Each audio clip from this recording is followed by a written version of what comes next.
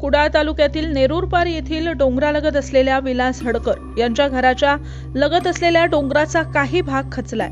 तसंच हडकर यांच्या घरापर्यंत डोंगरातील माती आली आहे। डोंगर खचण्याच्या या घटनेमुळे हडकर कुटुंबीय भयभीत झालंय।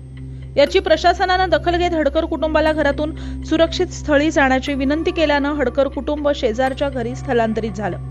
मात्र प्रशासनाने आपल्याला डोंगर खचल्याच्या ठिकाणी संरक्षक भिंत बांधून द्यावी किंवा दुसऱ्या ठिकाणी घर बांधण्यास आर्थिक मदत करावी अशी मागणी हडकर कुटुंबाने केली आहे।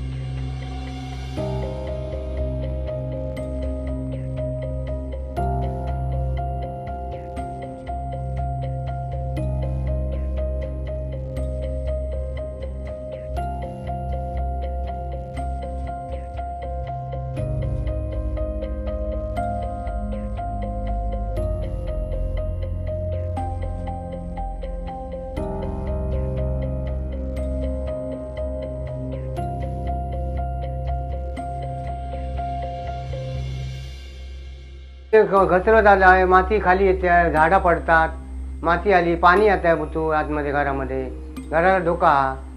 आम्ही दुसऱ्याच्या घरी राहतो। अधिकारी आले होते, हो येऊन जातात, बघतात, मदत ना अजून जाहीर केली, काय बोलले नाही। आमचं घर वगैरे बांधून दिलं तर चालेल, राहणार कुठे आम्ही? हे घराला धोका आहे, करणार का आता? इलाज नाही। विलास विठ्ठल हडकर। पूर्वी भरपूर पाऊस लागला, त्यामुळे हे आमचा डोंगर संपूर्ण घसरत आला। त्यामुळे आमच्या घरात संपूर्ण पाणी घासारला, पाणी मिनी सर्व येतात, सर्व तहसीलदार सर्व येऊन गेले, ग्रामपंचायतीत लोक। आणि आता आमच्या घराला धोका, आम्हाला फक्त काय सांगितलं, घर खाली करा। घर खाली केल्यानंतर आम्ही दुसऱ्याच्या घरी राहतो। आता आमच्या गणपती येता, काय येता, ही पुढची सोय आम्ही सर्वांनी करायची अशी आमची विनंती। माझं नाव विद्या विलास हडकर। माती हळूहळू पडली आणि ती साठी झाडं होती ती कुपरान याच्यावर पडली, पडायला लागली। आज एक, नंतर 15 मिनिटांनी, 2 तासांनी एक, असं त्यामुळे भीतीचं वातावरण निर्माण झाले। ते